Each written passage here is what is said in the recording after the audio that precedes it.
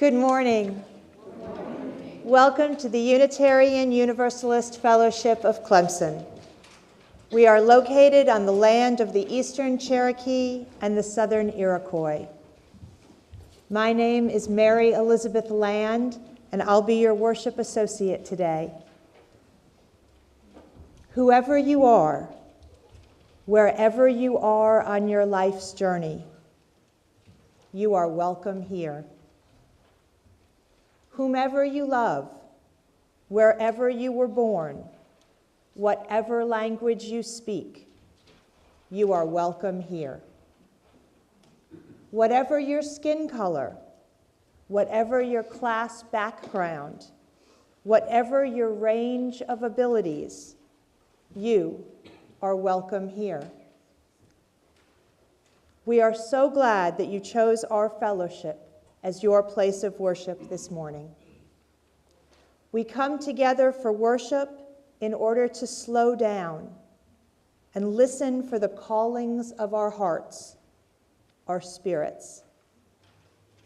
We come together for worship so that we can be reminded of our highest aspirations and continue to transform ourselves into our best selves.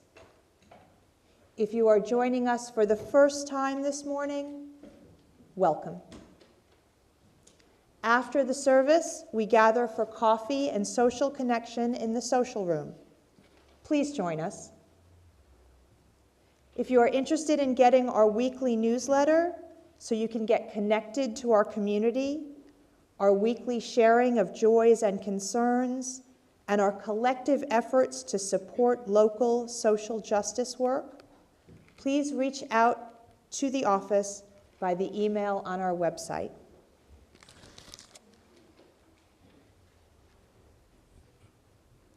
I have a couple of announcements. Today at 11:45, we will hold our congregational meeting. All members are encouraged to stay after the service to attend this important meeting. We will elect new board members, approve the budget, and provide updates on areas of interest. If you are attending virtually, please exit the live stream following the service. The Zoom link can be found in the weekly connection that went out on Thursday morning. This is the time of year when we ask members and friends to consider a special contribution to show our deep appreciation for the work of the non-ministerial staff. While they're not always the center of attention, the programming and the day-to-day operations, which are so vital to the functioning of this fellowship, would not be possible without them. This is our opportunity to show our gratitude for their dedication and their commitment to our congregation. If you write a check, please put staff gift in the memo line. If you give online through the website, there's a category marked for staff appreciation. Now, let us rise in body, mind, or spirit and sing together number 361, Enter, Rejoice, and Come In.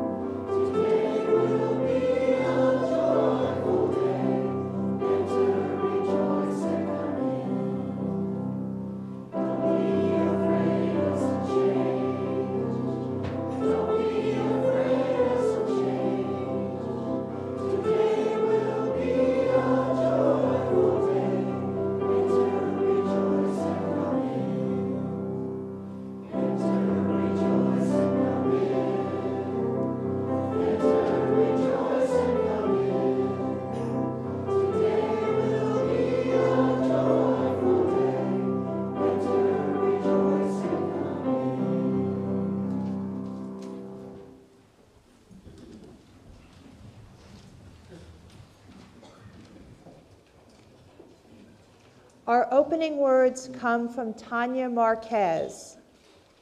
Our lives intersect and intertwine. It is a wonder and a mystery that our paths have crossed. That in the immensity of time, in the vastness of space, we coincide here. I am in awe at the ways in which our lives intersect and intertwine, at the beauty we create when we gather. May our coming together make us more compassionate, more just, more caring, and more loving. May our hearts and minds be open to this offering. I am so glad that you are here. Let us worship. Let us marvel at the miracle of being here, right now, and the mystery that has brought us together.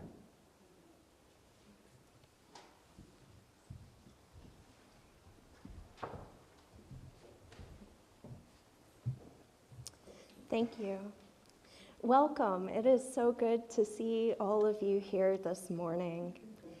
And I invite you to join me in our chalice lighting this morning, and I've asked Cody if she would come forward and help me with lighting the chalice, as you are invited to read along the words of affirmation which are found in your order of service.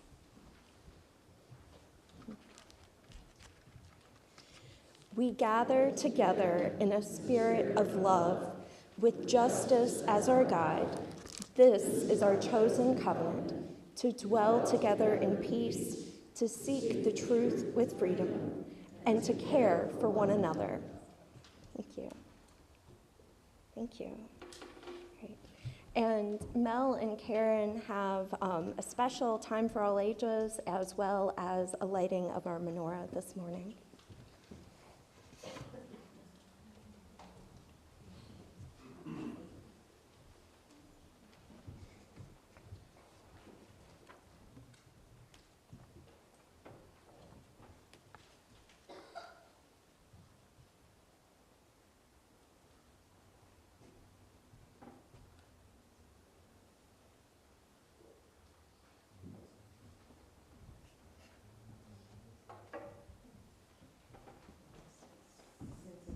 Only the third day. It's okay, got it. I'm good at this. We don't light the fourth candle till tonight. Baruch atah Adonai, Eloheinu melech haolam, asher kidshanu b'mitzvotav, v'ratzivanu b'hadlik ner Shem Hanukkah. Blessed art thou, O Lord God, King of the universe, who have sanctified us to light the lights of Hanukkah. May the lights of Hanukkah this year and all years forward shine the path to peace, love, and unity. Blessed be. About what? What you just did. What I just did, I lit Hanukkah candles. Anybody got any questions?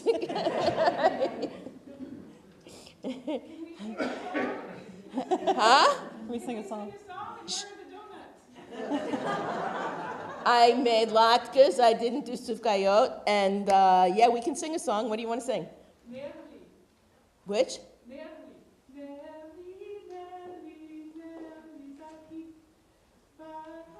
I don't know that one. You don't know that one? No. Oh, okay. We can sing the dreidel. We could do dreidel. Oh, dreidel, I made it out of clay. And when it's dry and ready, oh, dreidel, I shall play. Hey.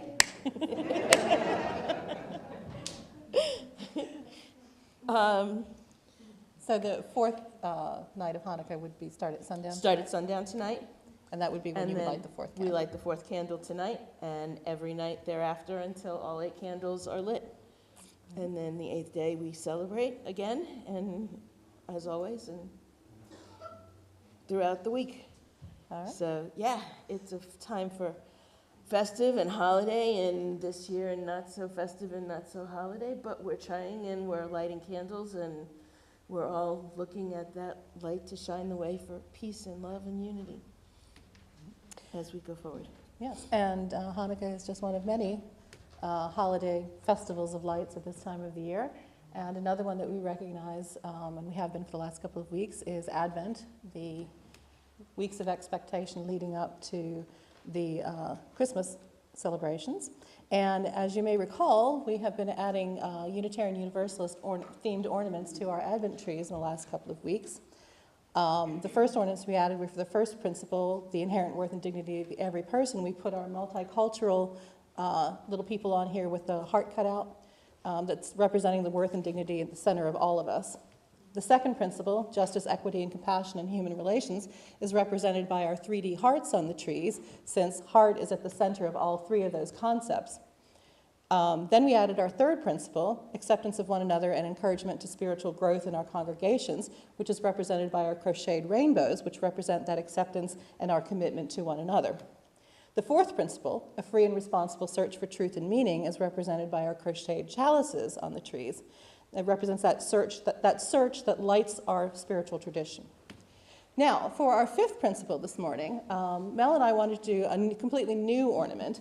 And the idea for this one came about when Mel learned something new and interesting about starfish. So what did you learn, Mel, about starfish? Okay, well, you guys need to follow me here, because this is going to get really weird. Okay. Oh, okay. Oh, sorry. So I was in the car, and as always, I was listening to NPR, and the science show came on, and there was this whole big story about starfish. And it turns out that over the years now and through the research, we've always looked at starfish as having 5 legs. Then that's how they crawl and whatnot. Well, it turns out that the scientists, and I believe they're through at NOAA, not really sure, have started to realize that the starfish don't have 5 legs, they have 5 heads. Each one of those are heads, and each one of those are brains. Yeah, and I just took a while to wrap my head around that as I went into my chiropractor's office with this totally baffled look on my face for everybody saying what is wrong and what is going on. Because I wear my heart on my sleeve and can't lie for nothing. And so when I brought it to Karen, we decided that we were going to do the starfish.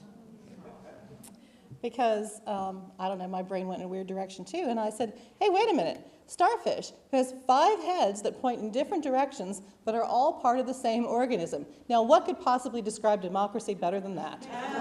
Especially in the Unitarian Fellowship. So that is our 5th principle ornament this morning. And our 6th principle ornament, the goal of world community with peace, justice, and liberty for all, is our peace dove, of course. And I don't think I need to explain that the peace dove represents the ideal of global harmony. So at this point, we'd like to invite anyone who would like to, children, youth, adults, to come up and grab one of our ornaments and place them on the tree. And these are actual natural starfish, by the way. They're not fake.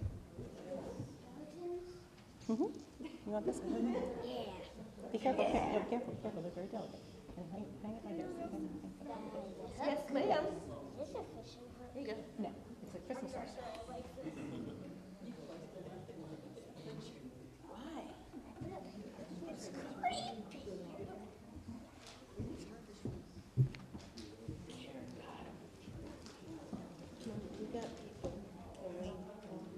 Anybody want a piece of it? Sorry. Don't give me that face. Go back to the end of the line. That stuff in the classroom. Don't give me that face. Go to the end of the line. There's more in your book.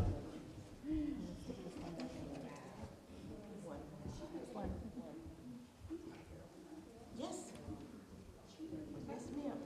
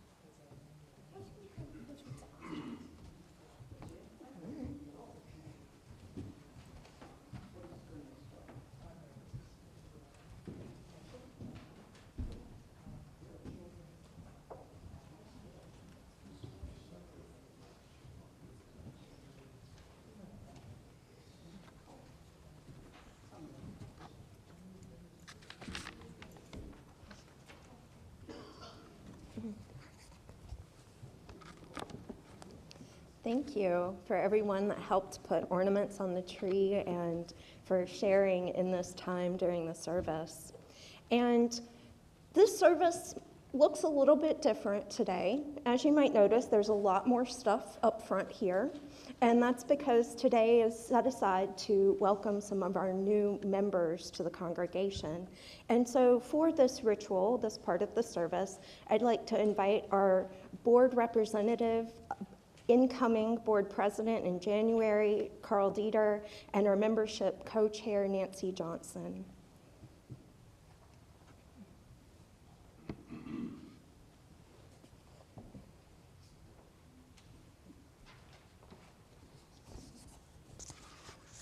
Good morning. With the weather and some health issues, unfortunately, Benedetta Agnoli could not be here, nor her son JB or Joachim, and also Dana Couliard is not among us. But we're very, very pleased to announce that Jim Nall is our newest member, and we invite Sue to join him.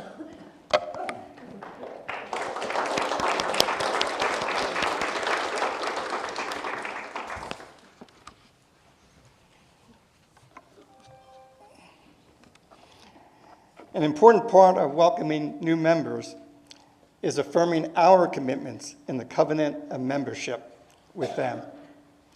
This is an opportunity for all of us to reaffirm our commitment to each other and our church community. I invite the new members to please read the new member covenant, and afterwards, for all members present to join me in reading the congregational response in unison. We enter this faith with hope and possibility in our hearts, pledging to participate in and support the ministries of this fellowship. We covenant to remain true to the spirit of love that flows through this community and guides us. We seek your welcome as we join you in this faith.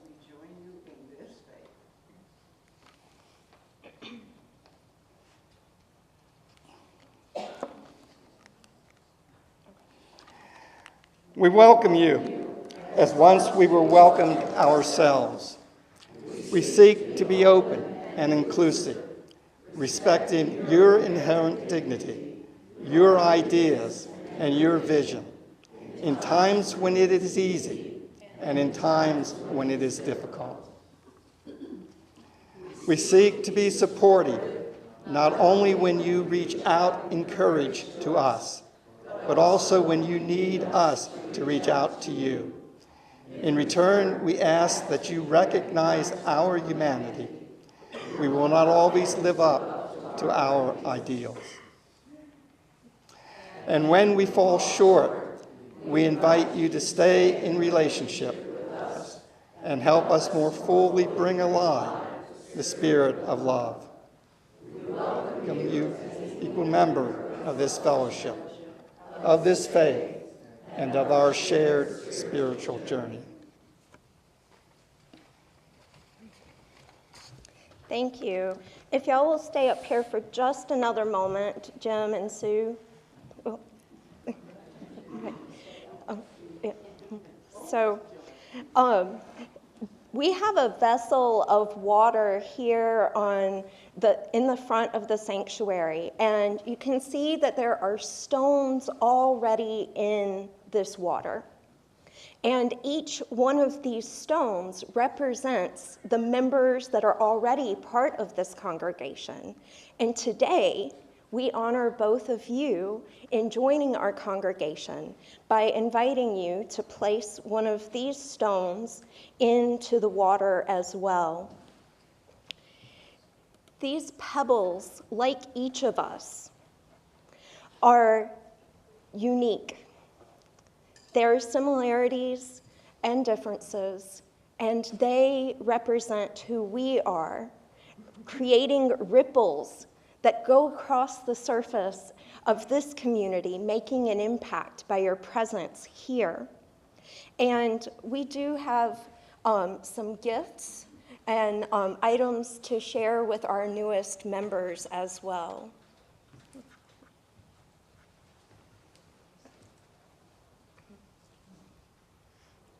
Thank you. Could we get the three of you to line up here for me?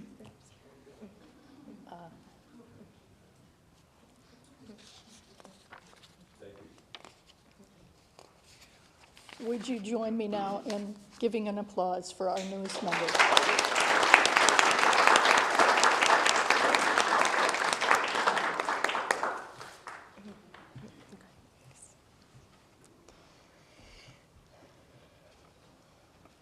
So I did things a little bit out of order, as I am prone to do. So I also want to offer these words saying that each of these stones, each of these things representing the members of this congregation, they represent the change that you make. This water representing this community and the displacement, the change, the ripples that happen with each one of your joining, with each one of you making a unique, beautiful part of this congregation. So, in recognizing our newest members, I also want to lift up a couple of new supporting friends, and Alan Goldsmith and Dee Milio, which I don't think I've seen her here this morning, but we also welcome you as part of this community. And with that, I would like to invite you all to give a round of applause, and then we're going to sing We Give Thanks, and that's number 1010 in the teal hymnal and will be shown up on the screen.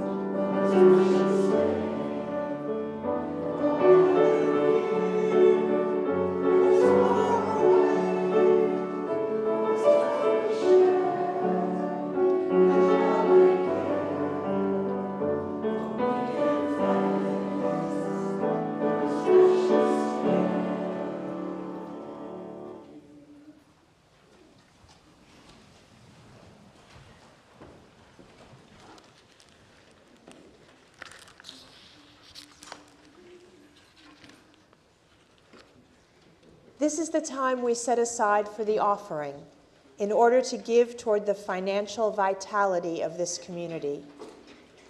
Also, 25% of the weekly collection each week goes to an organization in the local community that we partner with. For the month of December, we are partnering with Habitat for Humanity. For those at home, you can go to the UUFC website and use the Donate button. There you will see options for paying your pledge and donating towards the organizations we partner with. Thank you for your generosity.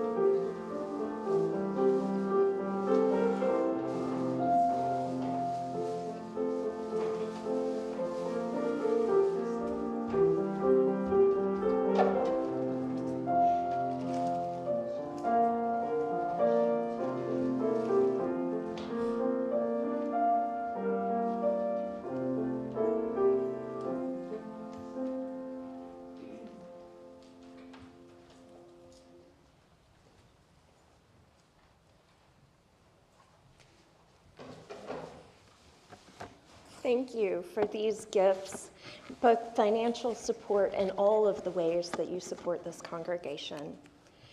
We now enter into a time of sacred sharing, sharing of ourselves with one another, and that whether these joys and concerns are read out loud or they remain quiet and tender upon our hearts, it is a time that allows us to hold one another in love and care, a time to share our joys and celebrations when we have them, as well as to hold one another as we share our sorrows and our concerns. It is a reminder that we are not alone and that we are cared for. As I read our joys and concerns this morning, I've asked Mary Elizabeth, to place a stone into the shared vessel which represents this community of caring. Have a joy from Meg Williamson that transplanting in the sanctuary garden is finished, and I am so grateful to my dedicated volunteers. Thank you so much to Susan Pierce for the pansies. Have a concern from Joseph Harris. I lost 3 people this past week. His eldest brother, my cousin, and her best friend. 3 funerals this weekend in Charleston.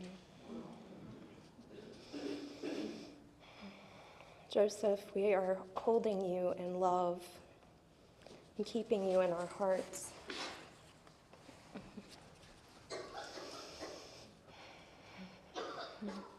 Jim Few has a joy of celebrating Elaine's 75th birthday on December 12th.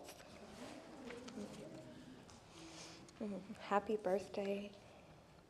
And Stephen Afrigola will be celebrating his 64th birthday on Monday. So, yes, happy birthday, y'all. And we add one final stone for all of those joys and concerns that remain on our hearts.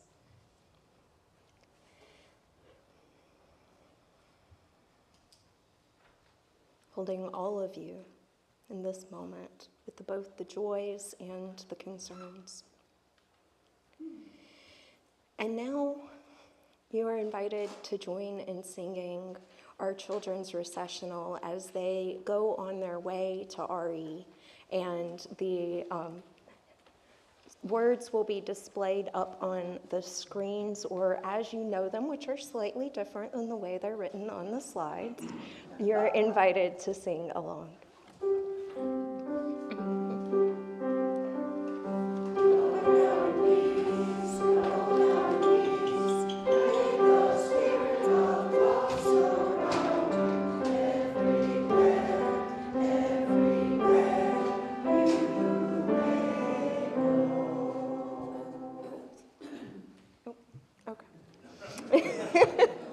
Well, I'm glad we all know it, right? All right. So this week, I wanted to also recognize the volunteers. First, I want to say this service was supposed to be in November, but because I got COVID, it got rescheduled to today.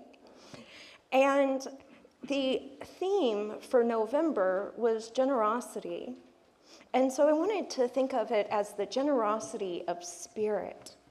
The generosity of spirit that is represented in this congregation with all of you here.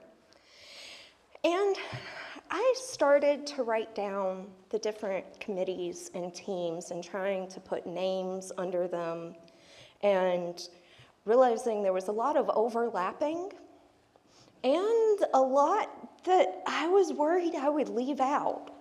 So I scrapped that idea very quickly and thought about a statistic, which is nebulous at best, of churches or congregations saying that there's 80% of the work done by 20% of the people. And I want to be mindful that this is an oversimplification, but it also does ring true in a lot of cases. But today, I want to lift up, what about that other 20% of the work? Who does that? Not beyond the staff, beyond the ministers. So there's a fallacy here. If we say that 20% of people are doing 80% of the work, then maybe that other 20%, maybe it's a one-time bringing something for hospitality. Maybe it's donating something for the auction.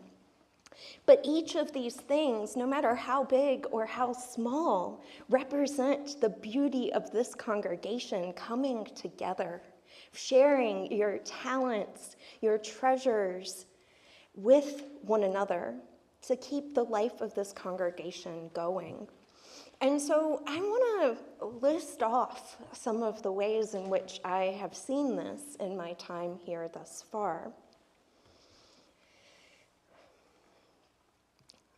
There is a collaborative effort for this service today, both during the service, but also during the congregational meeting following the service.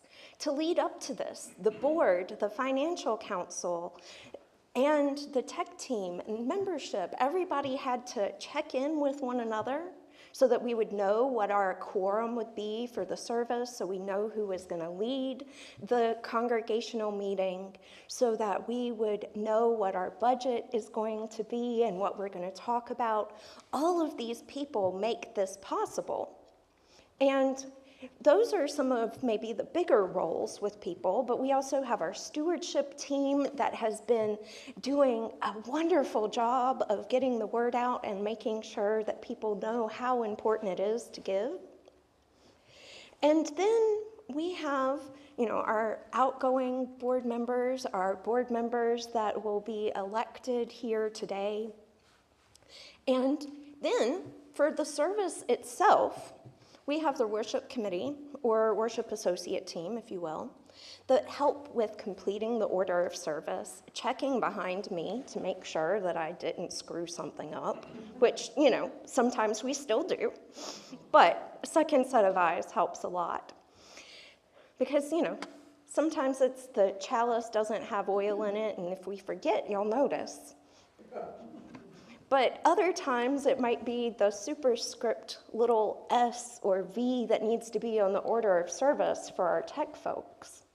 And a couple of our tech more inclined volunteers that have been helping with this process, did y'all even notice that there was a little superscript S or V on your order of service?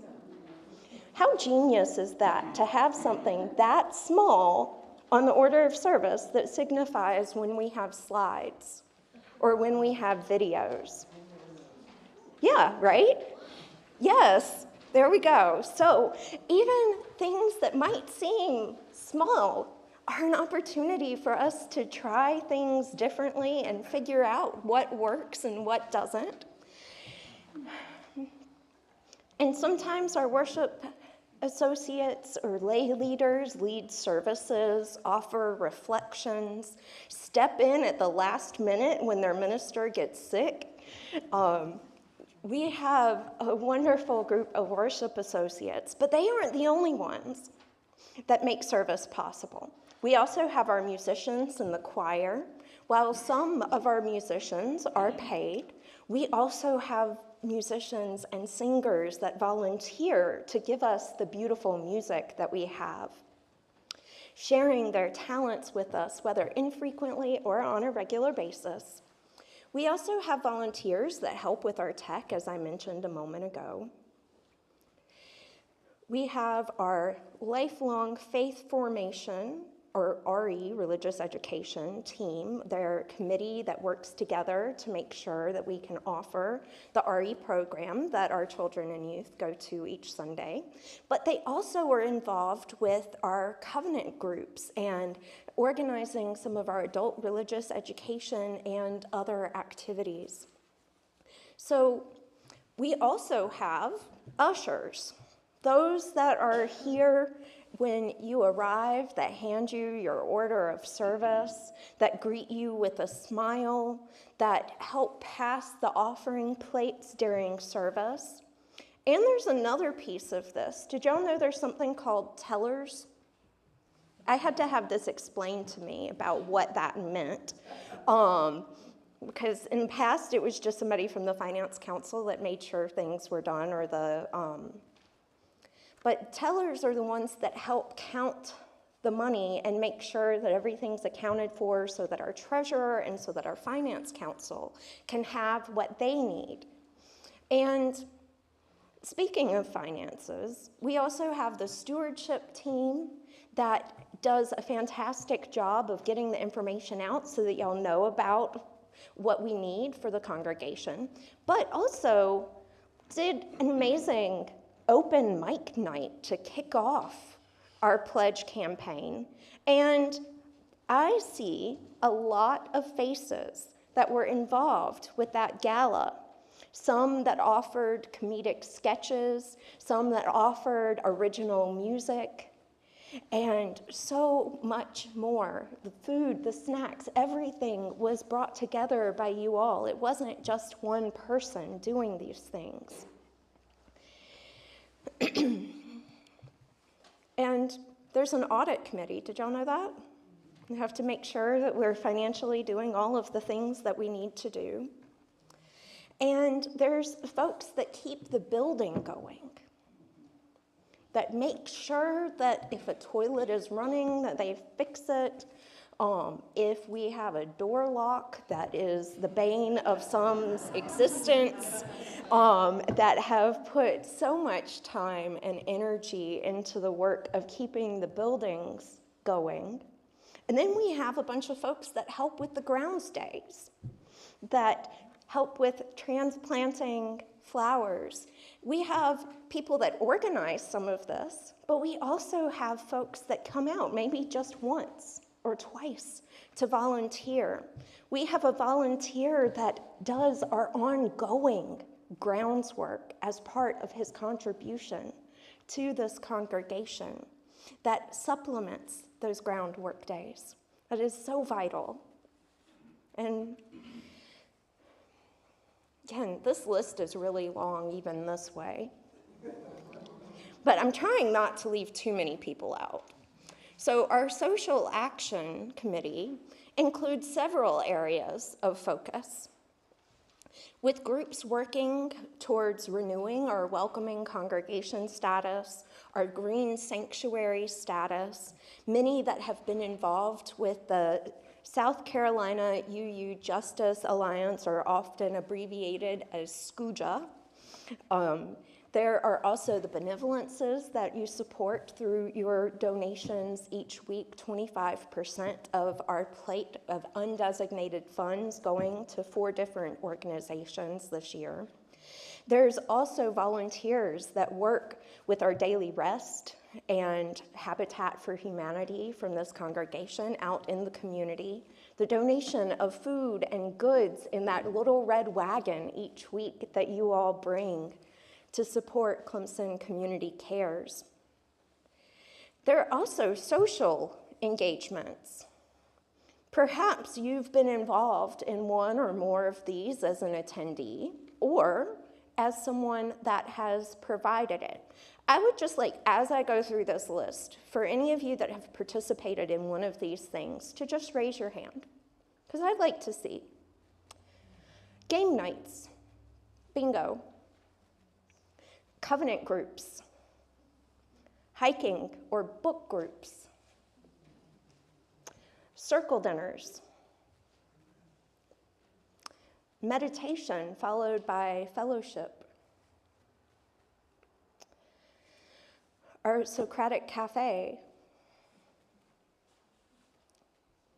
and I'm sure I'm missing some. Thanksgiving, yes, some of our special one-off events that are so important to this congregation. There's an invitation to a holiday party this month as well from one of our members, or one of our friends. So There's also care, sometimes obvious, out in front, and sometimes behind the scenes. Because as a minister, I can't do all of the pastoral care for a community this size to address all of the needs all of the time. So there's some folks that help with organizing a meal train or providing food for said meal train, offering rides, sending thank you cards or condolence cards, thinking of you, get well messages, holiday messages. We have folks that take photographs. We have folks that create a bulletin board that reflect back what we have going on in this community. And y'all, it changes quite a bit. So y'all have a lot going on, in case you didn't know. And it is so beautiful to see all that is reflected in this community. And I also want to mention one that is really made a huge impact in my life, but isn't actively a committee anymore. And that's the search committee.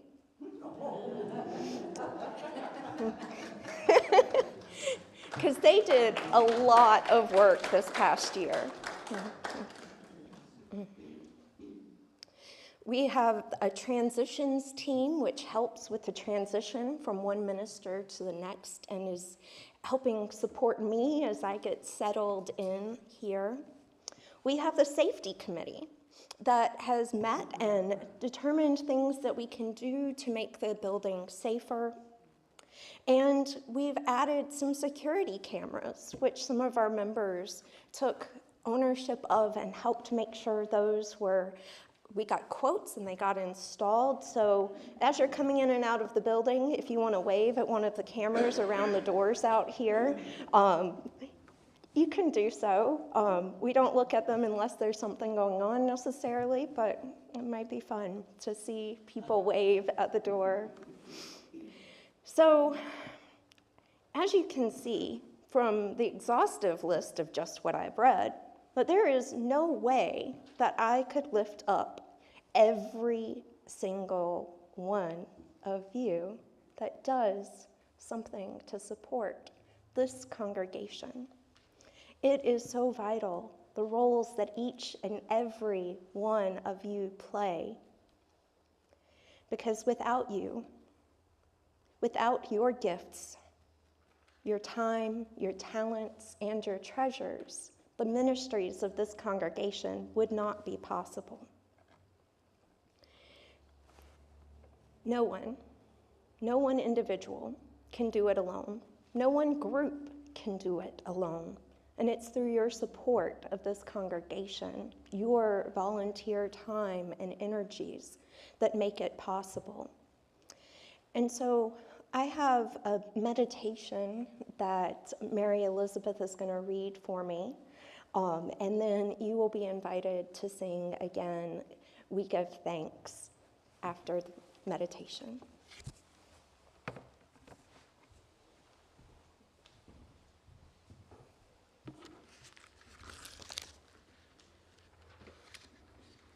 Choose to Bless the World by Rebecca Ann Parker. Your gifts, whatever you discover them to be, can be used to bless or curse the world. The mind's power, the strength of the hands, the reaches of the heart, the gift of speaking, listening, imagining, seeing, waiting. Any of these can serve to feed the hungry, bind up wounds, welcome the stranger, praise what is sacred, do the work of justice, or offer love. Any of these can draw down the prison door, hoard bread, abandon the poor, obscure what is holy, comply with injustice, or withhold love? You must answer this question. What will you do with your gifts? Choose to bless the world. The choice to bless the world is more than an act of will, a moving forward into the world with the intention to do good. It is an act of recognition, a confession of surprise, a grateful acknowledgement that in the midst of a broken world, unspeakable beauty, grace, and mystery abide. There is an embrace of kindness that encompasses all life, even yours. And while there is injustice, anesthetization, or evil, there moves a holy disturbance, a benevolent rage, a revolutionary love, protesting, urging, insisting that that which is sacred will not be defiled. Those who bless the world live their lives as a gesture of thanks for this beauty and for this rage. The choice to bless the world can take you into solitude, to search for the sources of power and grace, native wisdom, healing, and liberation. More, the choice will draw you into community, the endeavor shared, the heritage passed on, the companionship of struggle, the importance of keeping faith, the life of ritual and praise, the comfort of human friendship, the company of earth, the chorus of life, welcoming you. None of us alone can save the world. Together, that is another possibility, waiting. Let us rise in body, mind, or spirit and sing together. Number 1010, We Give Thanks.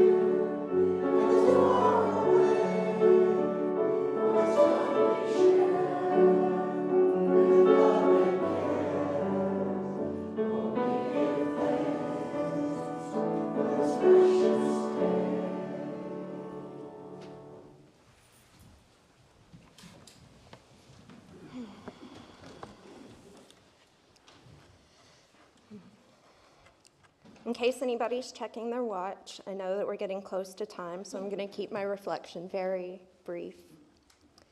I want to offer this thought, this reflection on the reading that Mary Elizabeth just shared.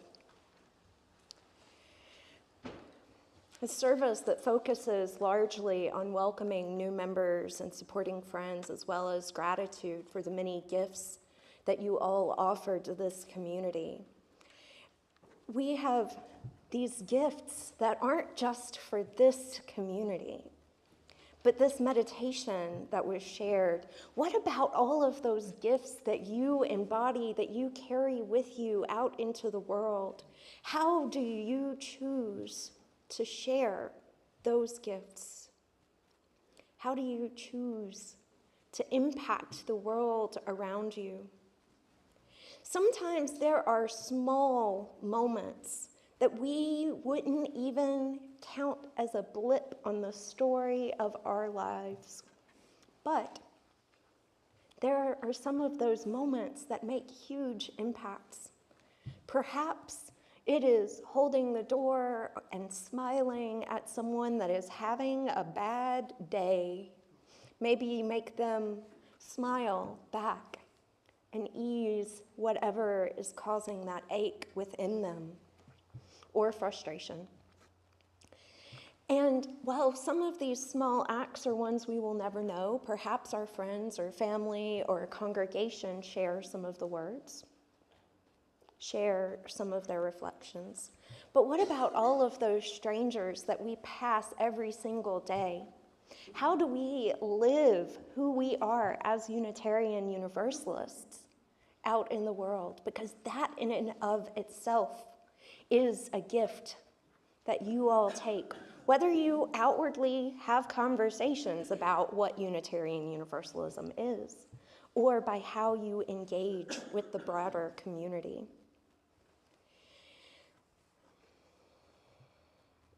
And I'd like to point out that we don't want to always do these things and offer our gifts to the detriment of ourselves. Because if you've ever been on an airplane, they say if there's turbulence and the mask drops down, that you put your mask on before helping anybody else. Because you can't give if you haven't taken care of yourself. But sometimes the giving of gifts can be small. Sometimes we don't even realize that we're giving them just by being who we are in the moment. So I want to ask you to consider during this season especially, what gifts sustain you?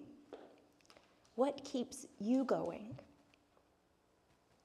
What kind of support can you offer?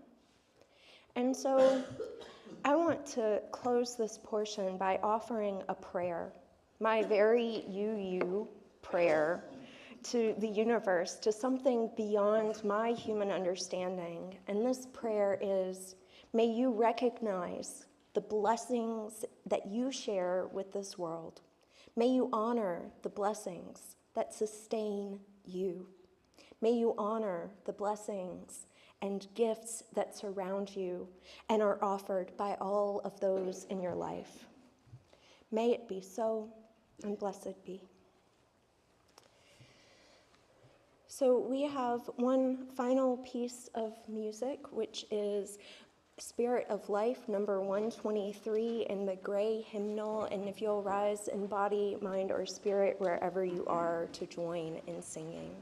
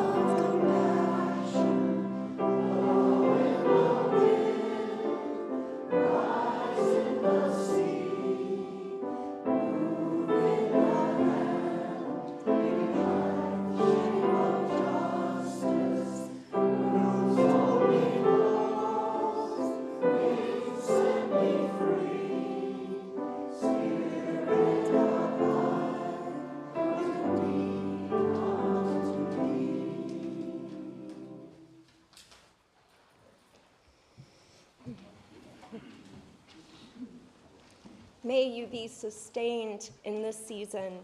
May you welcome one another and hold one another in community. Go in peace and return in love.